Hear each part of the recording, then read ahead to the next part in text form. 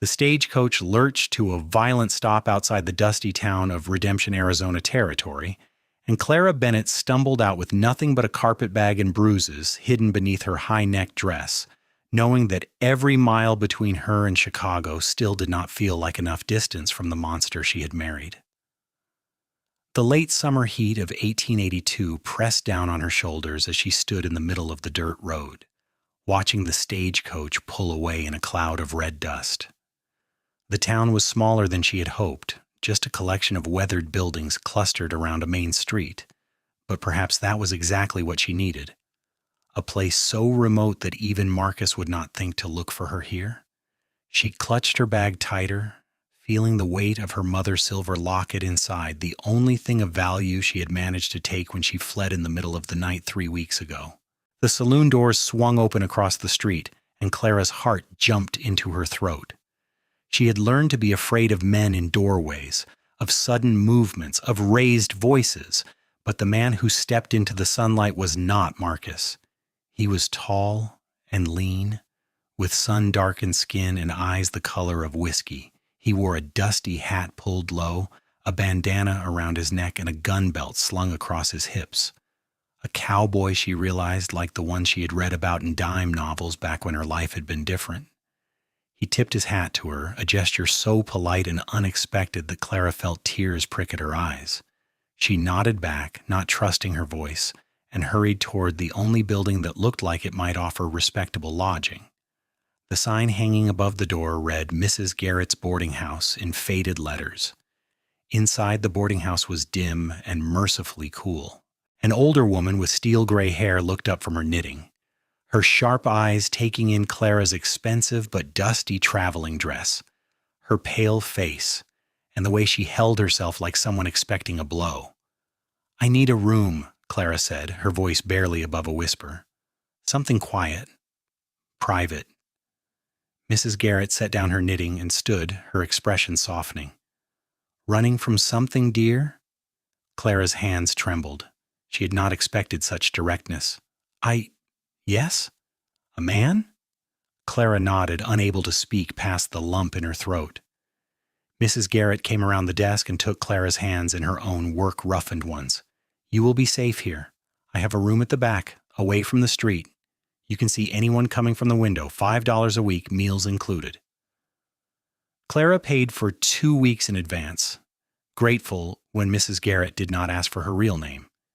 She had given the stagecoach company the name Sarah Miller, and that was who she would be now.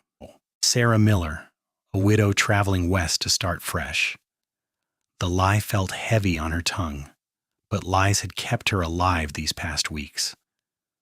The room was small but clean, with a narrow bed, a washstand, and a window that looked out over the scrubland behind the town. Clara unpacked her few belongings and sat on the edge of the bed, letting herself cry for the first time since leaving Chicago. She cried for the girl she had been at 20 years old, who had believed Marcus Bennett when he said he loved her. She cried for the 2 years of marriage that had slowly broken her down, each slap and cruel word chipping away at who she had been, and she cried with relief that she was finally away from him. But even as she cried, a cold fear settled in her stomach. Marcus was a wealthy man with powerful connections. He would not let her go easily. He would see her departure as theft, as a challenge to his authority. He would come looking for her, she was certain of it. The next morning, Clara ventured out to explore the town. She needed work, something to occupy her hands and mind, something to help her blend in. The general store had a "Help Wanted" sign in the window, and the owner, a kind-faced man named Mr. Peterson, hired her on the spot to help his wife with the bookkeeping and serving customers. "We have been needing an extra pair of hands," Mrs. Peterson said warmly. "Business has picked up with the new cattle ranches in the area. Can you start tomorrow?" Clara agreed, feeling a small spark of hope. Maybe she could build a life here. Maybe she could be Sarah Miller, shopkeeper's assistant, and leave Clara Bennett behind forever. She was walking back to the boarding house when she nearly collided with the cowboy from the day before. He caught her arm gently to steady her, and she flinched instinctively, pulling away. "Sorry, miss, au revoir." he said, releasing her immediately and taking a step back. Did not mean to startle you. Clara forced herself to breathe, to remember that not every man was Marcus. No, I apologize. I was not watching where I was going. He studied her with those whiskey-colored eyes, and Clara had the unsettling feeling that he saw more than she wanted to reveal. You are new in town. Came in on the stage yesterday. Yes, I am Sarah Miller. The name still felt strange in her mouth. Cole Hartley. He tipped his hat again. I work at the Double R Ranch just north of town. If you need anything, you can find me there or at the saloon most evenings. Thank you, Clara said, though she could not imagine any circumstance under which she would seek out a strange man, no matter how kind his eyes seemed. But over the next few weeks, she kept seeing Cole Hartley. He came into the general store to buy supplies for the ranch, always polite, always patient with Mrs. Peterson's chatter. He held the door for Clara when she was carrying heavy boxes. He helped her retrieve a bolt of fabric that fell from a high shelf. Small gestures, nothing that demanded gratitude or repayment, and that was what surprised Clara most. He never seemed to expect anything from her. One evening in late September, Clara was closing up the store while Mr. Peterson was in the back doing inventory. The sun was setting, painting the sky in shades of orange and purple. She was just turning the sign to closed when she saw a man on the street who made her blood run cold. He was not Marcus, but he had the same build, the same way of walking with arrogant confidence, the same dark suit that spoke of money and power. Clara's vision tunneled, her breath coming in short gasps. She stumbled back from the window, her heart pounding so hard she thought it might burst from her chest. The door opened, and Cole Hartley walked in, his smile fading the moment he saw her face. "Miss Miller, what is wrong?" Clara could not speak. She was shaking violently, her back pressed against the counter. Cole's eyes went to the window, tracking what she had been looking at, but the man in the dark suit had already passed. He turned back to Clara, his expression serious.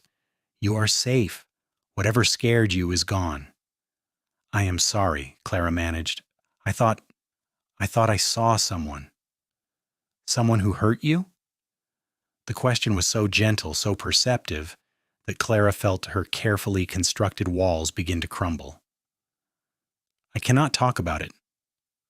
Cole nodded slowly. "All right, but if you ever need help, Miss Miller, I hope you will ask." He paused. "Are you walking back to Mrs. Garrett's? I would be happy to escort you." Clara wanted to refuse, but the thought of walking alone in the gathering darkness with the image of that man still burned in her mind was too much. "Yes, thank you." They walked in silence, Cole keeping a respectful distance beside her. When they reached the boarding house, he tipped his hat and turned to go, but Clara surprised herself by calling after him. "Mr. Hartley, why are you being so kind to me?" He looked back at her, his expression thoughtful in the lamplight spilling from the boarding house windows. "My mother ran from my father when I was 10 years old. Took me and my sister and disappeared in the middle of the night. We ended up in Texas, building a new life. I remember the way she used to flinch at sudden noises, the way she would check the doors twice before sleeping. I remember how long it took before she stopped looking over her shoulder." He met Clara's eyes. "I know what running looks like, Miss Miller, and I know that anyone who has to run deserves all the kindness the world can offer." Clara felt tears slide down her cheeks. "Thank you," she whispered. After that night, a tentative friendship began to grow between them. Cole started taking his evening meals at Mrs. Garrett's boarding house, where Clara usually ate in the common dining room. They would sit together, and Cole would tell her stories about life on the ranch, about the cattle drives he had been on, about the wild beauty of the Arizona territory. He made her laugh with tales of stubborn horses and the time a rattlesnake got into the bunkhouse and caused 3 grown cowboys to climb on their bunks like frightened children. Clara found herself looking forward to those evenings. Cole never pressed her for information about her past, never asked uncomfortable questions. He seemed content to let her be Sarah Miller, to take her at face value. And slowly, very slowly, Clara began to relax around him. October brought cooler weather and a new confidence to Clara's steps. She was good at her job at the general store, and Mrs. Peterson had started teaching her how to do more complex bookkeeping. She had made friends with some of the other women in town. She had gone nearly 2 months without any word from Marcus, and she was beginning to hope that maybe, just maybe, she had escaped. It was a Sunday afternoon when everything changed. Clara was returning from church with Mrs. Garrett when she saw the telegram office boy running toward them. Miss Miller, there's a telegram for you." Clara's blood turned to ice. No one should be sending her telegrams. No one knew where she was except the stagecoach company, and she had been so careful to cover her tracks. With shaking hands, she opened the telegram. The words swam before her eyes. "Know where you are. Stop coming to retrieve my property. Stop, Marcus." Clara's knees buckled, and only Mrs. Garrett's quick grip on her arm kept her upright. "What is it, dear?" "He found me," Clara whispered. "He is coming." Mrs. Garrett steered her back to the boarding house, settled her in the parlor, and pressed a cup of strong tea into her hands. "Who found you?" "My husband." The word tasted like poison. "I ran away from him. He hurt me, Mrs. Garrett. For 2 years he hurt me, and I finally found the courage to leave, and now he has found me, and he is going to make me go back." "Over my dead body," Mrs. Garrett said fiercely. "This is your home now, and no man is going to drag you away from it." But Clara knew Marcus. She knew his rage, his determination, his absolute refusal to be defied. "You do not understand. He is wealthy and connected. He will bring the law with him. He will say I am his legal property, and they will make me go back. Or worse, he will just take me in the night, and no one will be able to stop him. Then we will get you somewhere safer, somewhere farther away." "There is nowhere far enough," Clara said, and she realized it was true. She had run 2,000 miles, and it had not been enough. Marcus would chase her to the ends of the earth rather than let her go. "I am afraid he will find me even out here." The door to the parlor opened, and Cole Hartley stood there, his hat in his hands, his face grave. The telegram boy must have spread the news, Clara realized. In a town this small, everyone would know within the hour. "Mrs. Garrett," Cole said quietly, "may I speak with Miss Miller alone?" Mrs. Garrett looked to Clara, who nodded. The older woman squeezed her shoulder and left, closing the door behind her. Cole crossed the room and knelt in front of Clara's chair so they were eye to eye. "I heard about the telegram. Tell me what you need."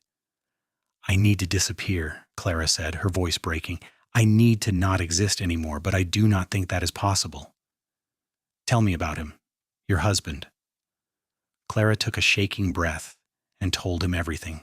She told him about Marcus Bennett, successful banker, pillar of Chicago society, the man who had courted her with flowers and poetry and promises. She told him about the wedding night when the mask had first slipped, about the gradually escalating violence, about the way Marcus had isolated her from her friends and family. She told him about the broken ribs and black eyes that she had hidden with high collars and long sleeves. She told him about the night she had overheard Marcus telling a business associate that he was planning to have her committed to an asylum because she had become inconvenient, and how that had given her the final push to run.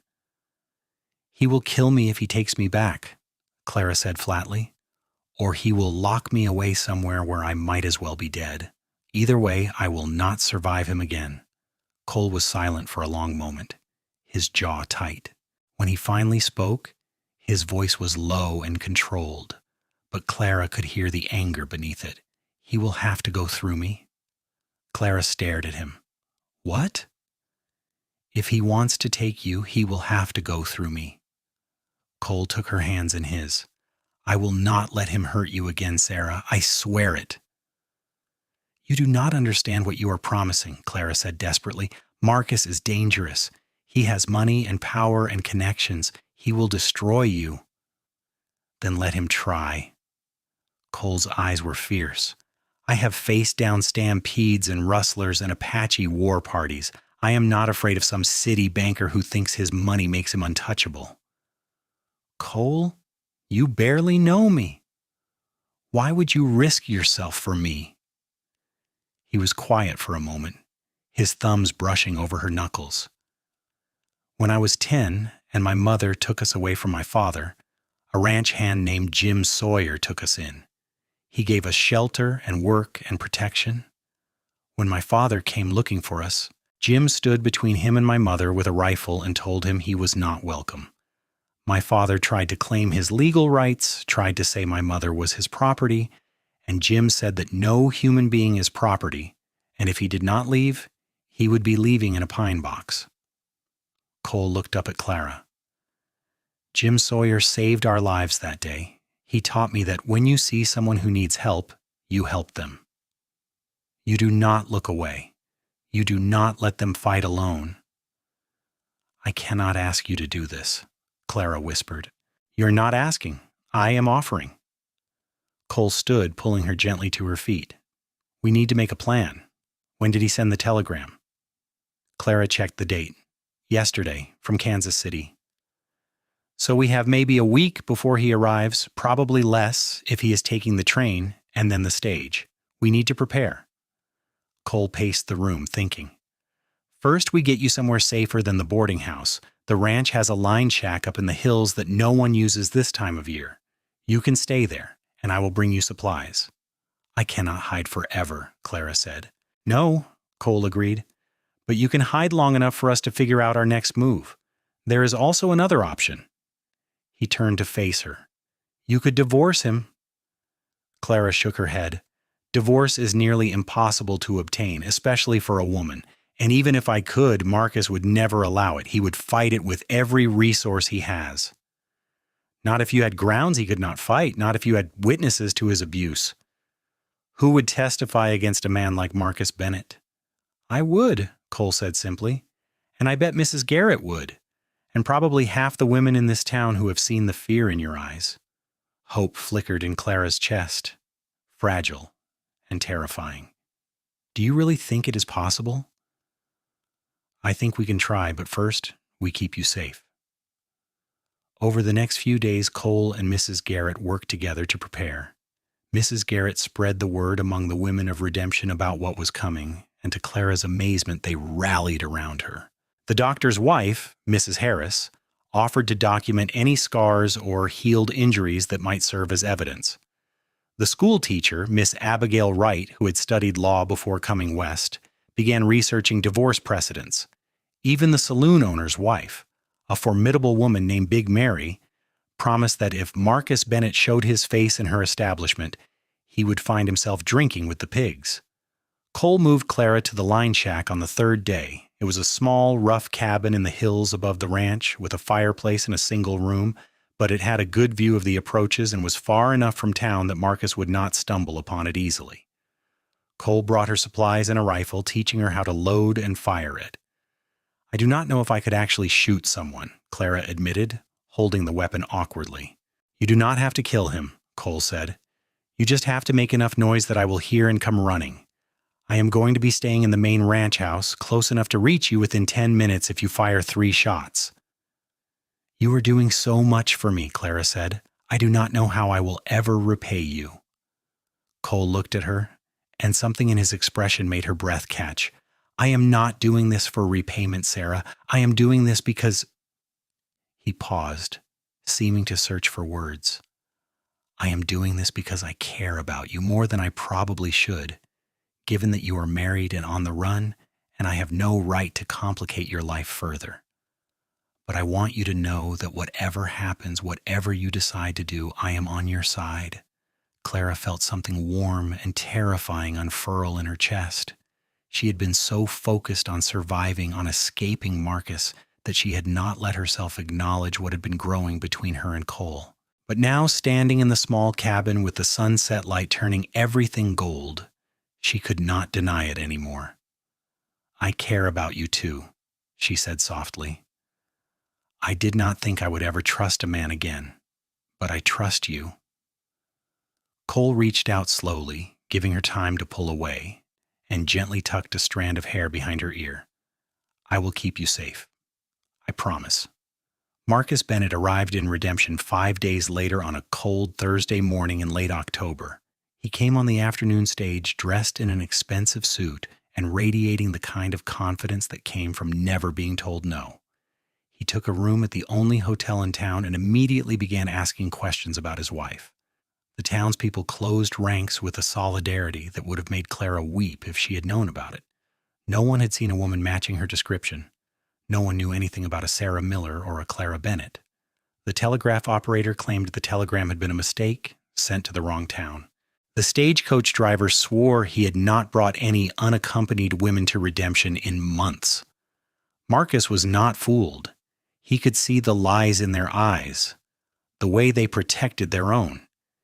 It infuriated him, this small-town defiance of his rightful authority. He went to the sheriff, a weather-beaten man named Tom Pritchard, and demanded help retrieving his property. "Your wife is not property, Mr. Bennett," Sheriff Pritchard said mildly, "and I have not seen anyone matching her description. I have legal documents proving she is my wife, and that she ran away with items of value belonging to me," Marcus said coldly. "You are obligated to help me find her." "I am obligated to uphold the law," the sheriff agreed, "but I cannot help you find someone who is not here. Perhaps you should try the next town over." Marcus slammed his hand on the desk. "I know she is here. Someone helped her send that telegram. Someone is hiding her, and I will find out who." He stormed out of the sheriff's office and began a systematic search of the town. He questioned shopkeepers and examined boarding house registries. He offered rewards for information. He made threats. But the walls of silence held firm. Cole watched from a distance, his hand never far from his gun. He had taken time off from the ranch, telling his boss that he had personal business to attend to. The ranch owner, a fair man named Robert Richardson, had looked at Cole's serious expression and told him to take all the time he needed. On the third day of Marcus's stay, he cornered Mrs. Peterson outside the general store. "You have a new shop assistant," he said. "I want to speak with her." "She is not here today," Mrs. Peterson said calmly. "She is visiting family in Tucson." "That is a lie." "Think what you like, Mr. Bennett. Now, if you will excuse me, I have work to do." Marcus grabbed her arm, his fingers digging in hard enough to bruise. "Tell me where my wife is." Cole's voice cut through the air like a knife. "Let her go." Marcus turned to see the cowboy standing 10 feet away. His stance relaxed, but his eyes hard. "This is none of your concern," Marcus said. "You are hurting a lady in broad daylight. That makes it my concern." Cole took a step closer. "Let her go. Now." Marcus released Mrs. Peterson with a sneer. "And who are you?" "Someone who does not like bullies." Cole helped Mrs. Peterson step back, then turned his full attention to Marcus.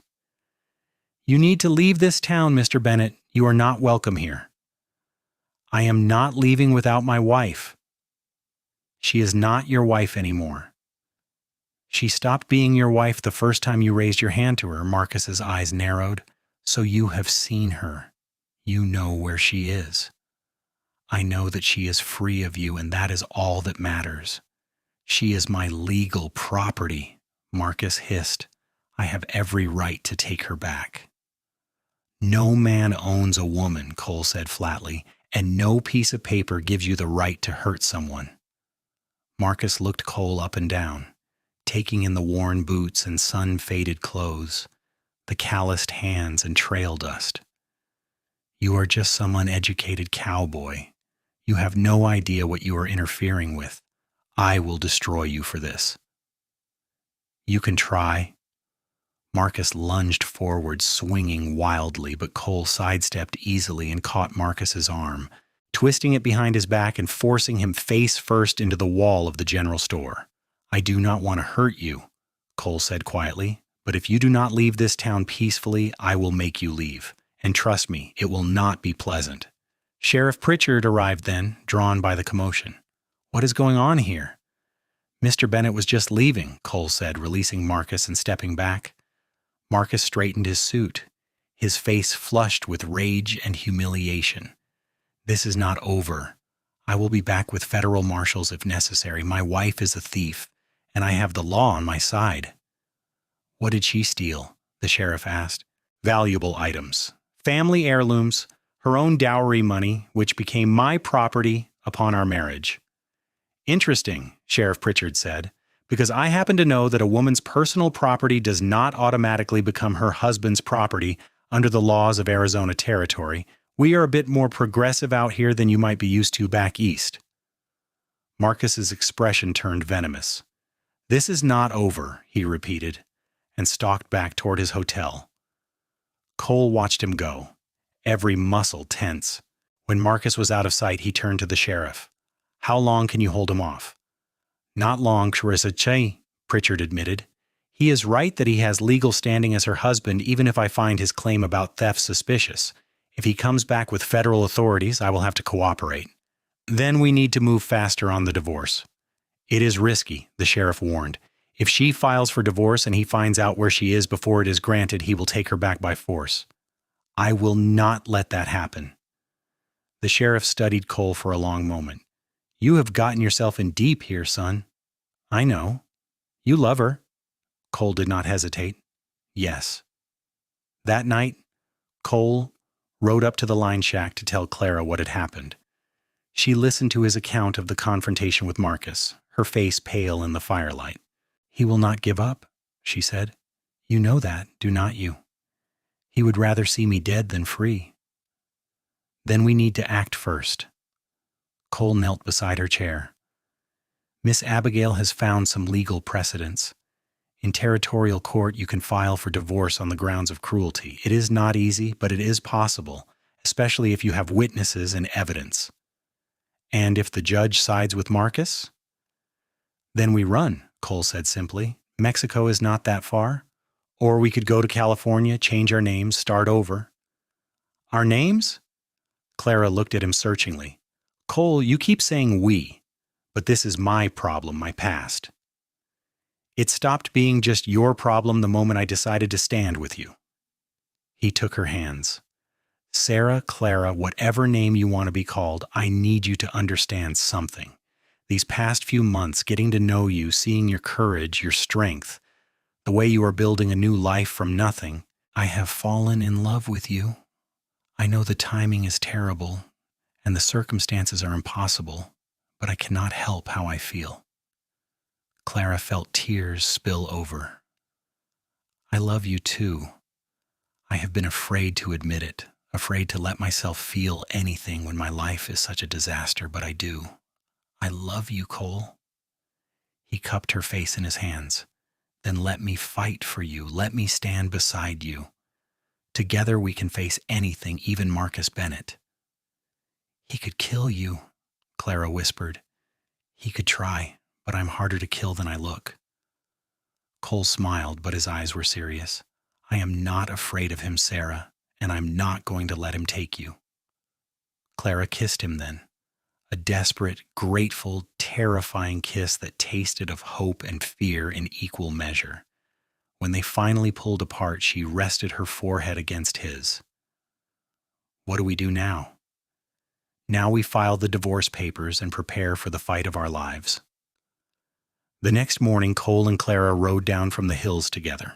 Clara was terrified to be back in town where Marcus might see her, but Miss Abigail had prepared all the necessary paperwork, and they needed Clara's signature to file with the territorial court.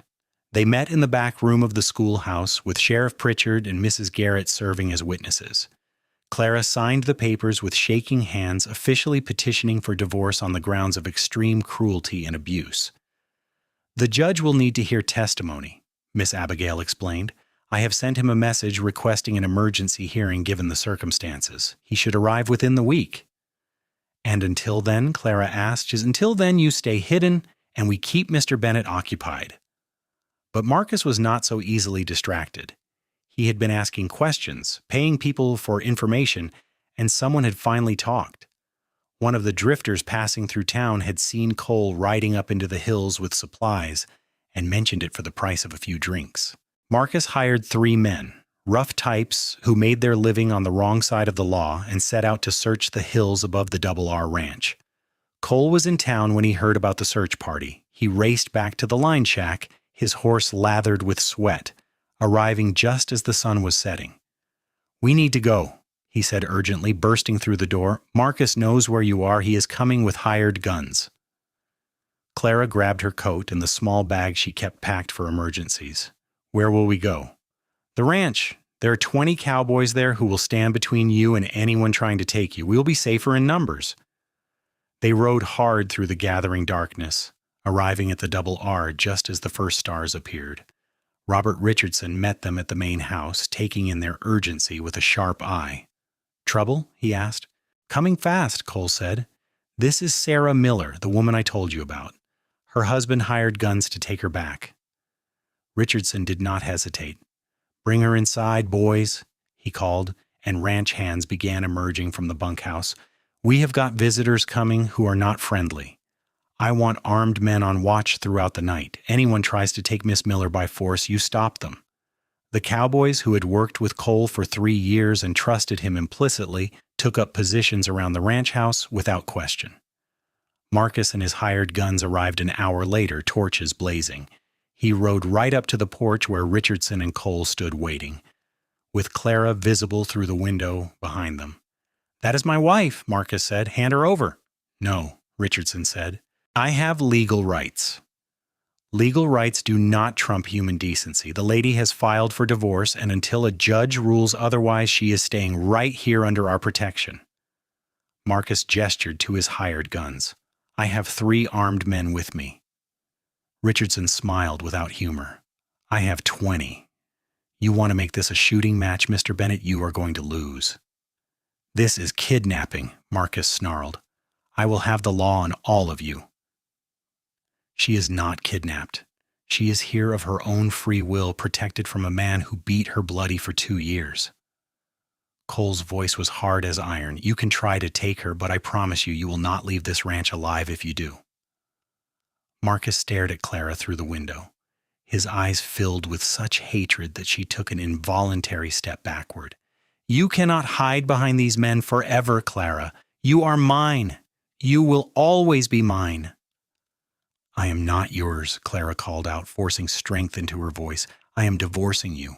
Marcus, it is over." "It will be over when I say it is over, Marcus roared. He turned to his hired guns. "Take her!" But before anyone could move, the sound of approaching horses filled the air. A dozen riders appeared, led by Sheriff Pritchard and the territorial judge, a stern-faced man named Ezekiel Stone. "Stand down," Judge Stone commanded. "All of you." Marcus spun to face the judge. "Your Honor, thank God. These people are harboring my wife against her will." "That is not what I heard." Judge Stone dismounted and walked onto the porch. "I received an emergency petition for divorce filed by Clara Bennett. Given the seriousness of the allegations and the potential for violence, I rode out immediately to hear the case." "You cannot hear a case in the middle of the night on a ranch," Marcus protested. "I can hear a case anywhere I choose, Mr. Bennett. That is the prerogative of a territorial judge." Stone looked at Clara. "Are you Clara Bennett, formerly Clara Wilson of Chicago, Illinois?" "I am, Your Honor," Clara said, stepping out onto the porch. "And do you wish to divorce your husband, Marcus Bennett, on the grounds of extreme cruelty and abuse?" "I do, Your Honor." "This is a farce," Marcus shouted. "She is making up lies because she ran away with my money." Judge Stone held up his hand. "Mr. Bennett, you will have your chance to speak, but first, I want to see evidence." He turned to Clara. "Mrs. Bennett, I need you to demonstrate the proof of abuse." Clara's hands shook as she began to unbutton the high collar of her dress. Mrs. Garrett stepped forward to help her, and together they revealed the scars that Clara had hidden for so long. There were old bruises, faded to yellow around her throat, a jagged scar on her collarbone where Marcus had thrown a crystal decanter at her, burn marks on her wrists where he had held her against a hot stove. The men on the porch were silent, their faces grim. Even the hired guns looked uncomfortable. "These injuries were inflicted by your husband?" Judge Stone asked. "Yes, Your Honor, over the course of 2 years of marriage." "She is clumsy," Marcus said desperately. "She fell. She burned herself cooking." "Strange how all her injuries are on parts of her body usually covered by clothing," Cole said coldly. Judge Stone called forward Mrs. Harris, who testified about the healed broken ribs she had found when examining Clara. Mrs. Garrett testified about Clara's nightmares and fear. Cole testified about witnessing Marcus grab Mrs. Peterson violently in the street. Miss Abigail presented affidavits from people in Chicago who had witnessed Marcus's violent temper, including his own business partner who admitted he had heard Marcus talk about committing Clara to an asylum to keep control of her inheritance. With each piece of testimony, Marcus's face grew darker. When it was his turn to speak, he abandoned pretense and let his rage show. She is my wife, my property. I can discipline her as I see fit. She defied me, embarrassed me, stole from me. She deserves everything she got and more. The silence that followed was deafening. Judge Stone looked at Marcus with disgust. Mr. Bennett, you have just confessed to systematic abuse and made clear your intent to continue that abuse. In the interests of justice and the safety of Mrs. Bennett, I am granting her petition for divorce effective immediately. Furthermore, I am issuing a restraining order forbidding you from coming within 100 yards of her. If you violate this order, you will be arrested and prosecuted to the fullest extent of the law. You cannot do this, Marcus screamed. I have rights. Your rights end where her safety begins. Judge Stone turned to Clara. Mrs. Bennett, you are now legally divorced. You are free. Clara felt her knees buckle, and Cole caught her, holding her steady. Free. After 2 years of hell and weeks of terror, she was finally, legally, truly free. Marcus made one last desperate lunge toward the porch, but Sheriff Pritchard and 2 deputies grabbed him, wrestling him to the ground. The hired guns, seeing how things had turned out, wisely decided to ride away without collecting their money. I will ruin you for this, Marcus shouted as they dragged him toward a horse. Well, all of you, you have no idea who you're dealing with. You are the one who does not understand, Judge Stone said. You are a small man who used violence to feel powerful. But out here we judge a man by his character, not his bank account, and your character is rotten to the core. They took Marcus away, still shouting threats, and the crowd on the ranch slowly dispersed. Judge Stone stayed long enough to give Clara official documentation of the divorce, then rode back toward town with Sheriff Pritchard. When everyone had finally gone and it was just Clara and Cole standing on the porch under a canopy of stars, Clara began to laugh. It started as a small giggle and grew into something bigger, something that was part laugh and part sob and part pure relief. I am free, she said wonderingly. I am actually free. Cole pulled her into his arms, holding her close. You are free, and you are safe, and you never have to be afraid of him again. Clara looked up at him. This man who had stood between her and destruction, who had believed in her when she could barely believe in herself. You saved my life. You saved your own life when you ran, Cole said. I just helped make sure you stayed saved. What happens now? Clara asked. Now?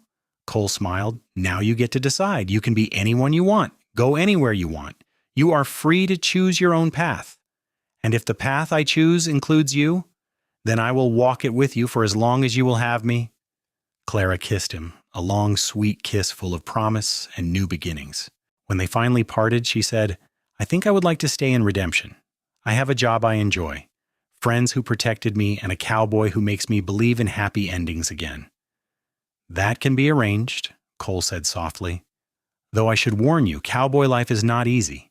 Early mornings, hard work, dusty trails. I am not afraid of hard work. I am only afraid of going back to being small and scared and powerless, and that is never happening again. The winter of 1882 passed into spring, and Clara bloomed like the desert flowers. She continued working at the general store and took over the boarding house bookkeeping as well when Mrs. Garrett's eyesight began to fail. She made real friends, the kind who knew her whole story and loved her anyway. She learned to ride horses and shoot straight and laugh without looking over her shoulder. And Cole courted her properly, the way she deserved to be courted. He brought her wildflowers picked from the hills. He taught her to dance at the town socials. He read poetry to her by lamplight, his rough cowboy hands gentle as he turned the pages. He never pushed, never demanded, always gave her space to heal at her own pace. In June of 1883, 8 months after her divorce was finalized, Cole asked Clara to marry him.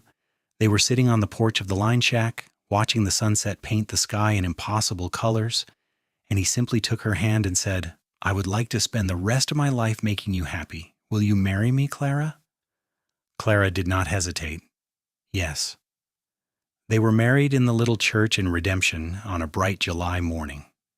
Mrs. Garrett cried happy tears, and all the ranch hands from the Double R came dressed in their Sunday best. Judge Stone himself officiated, declaring it the finest wedding he had ever had the honor of performing. Clara wore a simple white dress that Mrs. Peterson had helped her make with wildflowers in her hair. She was not the same frightened girl who had stumbled off the stagecoach a year ago. She was stronger now, braver, sure of herself and her right to happiness. When Cole kissed her after they were pronounced husband and wife, the whole town cheered. They moved into a small house on the edge of town, close enough to the ranch for Cole to work, but separate enough to be their own space. Clara continued at the general store and started a small lending library, ordering books from back east and sharing them with anyone who wanted to read. Cole took on more responsibility at the Double R, and Richardson began talking about making him a partner. Life was not always easy. There were hard times and lean months, summer droughts and winter storms.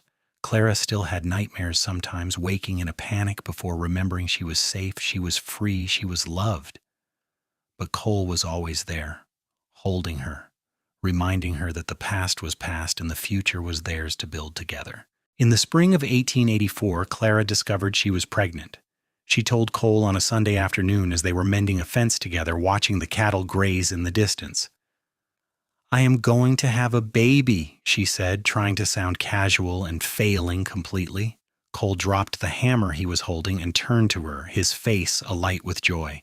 "A baby? Truly? Truly."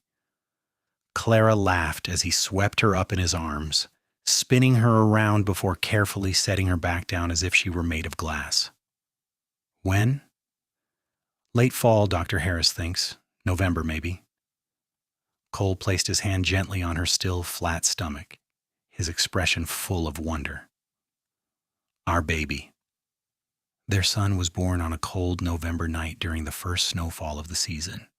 The labor was long and difficult, and there were moments when Clara thought she might not survive. But Mrs. Garrett and Dr. Harris's wife talked her through it, and finally, she heard the angry wail of a newborn baby. "A boy, Mrs." Harris announced, placing the tiny, red-faced infant in Clara's arms. "A healthy, perfect boy." Cole was allowed in a moment later, and Clara would never forget the look on his face when he first saw his son. It was pure, unfiltered love. "He is perfect," Cole whispered, touching one tiny hand with his finger. "What should we name him?" They had discussed names, but Clara had been superstitious about choosing one before the baby arrived safely. Now, looking at her son, she knew. "James," she said, "after Jim Sawyer, the man who saved your family. James Cole Hartley." Cole's eyes filled with tears. He would have been honored. Little James was a healthy, happy baby who grew into a curious toddler. He had his father's eyes and his mother's determination. Clara watched him learn to walk and talk and laugh, and every day she was grateful for the courage that had brought her to this life. 2 years later, they had a daughter. Sarah Rose Hartley was born on a spring morning, with her father's dark hair and a smile that could light up a room. Clara joked that they had one of each now, so their family was complete. But Cole said he would be happy with however many children she wanted. In the end, they had 4. After Sarah came twin boys, Michael and Matthew, when James was 5. The house was always full of noise and laughter and the controlled chaos of a large family. Clara never heard from Marcus again. She learned through a letter from her old friend in Chicago that he had lost his position at the bank after the divorce scandal became public. Apparently, several other people had come forward with stories of his cruelty and financial impropriety. He had left Chicago in disgrace, and no one knew where he had gone. Clara hoped he had found some way to become a better person, but mostly she just did not think about him at all. He was a ghost from another life, and this life was too full of love and light to waste time on old shadows. The years passed peacefully. Cole became a partner in the Double R Ranch, then eventually bought out Richardson when the older man decided to retire. The Hartley Ranch became known throughout the territory for its quality cattle and fair treatment of workers. Clara expanded her lending library into a full community library, housed in a building that Cole and the ranch hands built for her. She taught their children to read and write, and eventually started teaching other children in the area as well, becoming the unofficial school teacher before Redemption got large enough to hire an official one. Their children grew strong and healthy, learning to ride and rope and read with equal enthusiasm. James became a talented horseman. Sarah developed a passion for nursing after helping Dr. Harris with patients, and the twins were inseparable partners in mischief. On their 20th wedding anniversary, Cole took Clara back to the line shack where they had hidden all those years ago. It had been fixed up and maintained, used occasionally by ranch hands during cattle drives, but today it was empty except for the two of them. "Do you remember that night I came and told you Marcus was searching for you where?" Cole asked, standing in the doorway with the sunset behind him. "I remember being terrified," Clara said. "I remember thinking there was no way out, no future where I was free." "And now?" Clara looked at her husband, this man who had kept every promise he ever made to her, who had stood between her and destruction, and then spent 20 years building a life of joy and safety with her. She thought of their children, their home, their friends, the community they had helped build. "Now I know that the best decision I ever made was getting on that stagecoach to Redemption," she said. "And the second best decision was trusting you when you said you would not let Marcus hurt me again." "He'll have to go through me," Cole quoted softly, smiling at the memory. "He did have to go through you," Clara said, "and he could not. No one could, because you are the strongest, kindest, most stubborn man I have ever known." Cole pulled her close, kissing her with the easy familiarity of 2 decades together. "I love you, Clara Hartley. I loved you when you were Sarah Miller, running scared and trying to be brave. I loved you when you were Clara Bennett, fighting for your freedom. And I will love you for all the years we have left." "That is good," Clara said, smiling against his lips, "is because I plan on us having a lot of years left." They stayed at the line shack until the stars came out, wrapped in each other's arms, talking about their children and the ranch and the future. When they finally rode back down to the main house, the windows were glowing with lamplight and they could hear laughter from inside where James and Sarah were playing with their younger brothers. Clara paused at the gate, just taking in the scene. Her home, her family, her hard-won, precious life. "Thank you," she said to Cole. "For what?" "For being the man who stood up when I needed someone to stand with me. For teaching me that not all men are like Marcus. For loving me when I did not know how to love myself anymore." Cole kissed her forehead. "Thank you for trusting me, for staying, for building this life with me." They walked into the house together, greeted by the joyful chaos of their children, the warmth of the fire, and the absolute certainty that they were exactly where they were meant to be. Years later, when Clara was an old woman with silver in her hair and grandchildren playing at her feet, she would tell the story of how she came to Redemption. She would tell about the frightened girl on the stagecoach, the telegram that meant her worst fear had found her, and the cowboy who had said he will have to go through me and meant it with every fiber of his being. But mostly she would talk about what came after, the love that grew in the spaces where fear used to live, the family built on a foundation of respect and partnership and absolute trust, the life that proved that running towards something was always better than running away, and that sometimes the most courageous thing you could do was let someone stand beside you. She and Cole grew old together, watching their children have children, watching the territory become a state, watching the Wild West slowly become less wild. But some things never changed. Cole still brought her wildflowers. She still made his favorite cornbread. They still sat on the porch every evening, hands linked, watching the sunset paint the Arizona sky in impossible colors. When Cole died at the age of 79, after a good, long, well-lived life, Clara held his hand and whispered, "Thank you for saving me." "Thank you for letting me," he whispered back, and then he was gone. Clara lived 3 more years, surrounded by her children and grandchildren and great-grandchildren. She died peacefully in her sleep in the house that Cole had built for her, in the town where she had found freedom, in the life she had fought so hard to claim. At her funeral, her granddaughter Sarah, named for her grandmother's alias, read from Clara's journal, the one she had kept all those years. "I came to redemption running from a monster," the entry read. "I found a cowboy who taught me that love does not have to hurt, that strength can be gentle, and that sometimes the bravest thing you can do is let yourself be saved. More than that, he taught me that I could save myself, that I was worth saving, and that the past does not have to define the future. I came here with nothing but fear and a carpet bag. I leave this world rich beyond measure, not in gold, but in love." The whole town came to the funeral, some of them old enough to remember the scared young woman who had arrived on the stagecoach in 1882. Some of them born long after into the legacy of kindness and courage that Clara and Cole had built together. They buried her next to Cole on a hill overlooking the ranch, where they could watch the cattle graze in the sunset forever. On her headstone, beneath her name and dates, her children had inscribed, "She ran toward freedom and found love." And on Cole's stone, right beside hers, he stood between fear and hope won. In the years that followed, their story became part of the folklore of Redemption, Arizona. The tale of the woman who ran and the cowboy who protected her, who stood against injustice and built something beautiful from the ashes of fear. It was told to children as a lesson in courage, to young lovers as proof that true love existed, and to anyone who was running from something as evidence that there was always hope for a new beginning. The Hartley Ranch continued for generations, each one teaching their children the values that Clara and Cole had lived by: courage, kindness, standing up for those who could not stand up for themselves, and the absolute conviction that love was stronger than fear.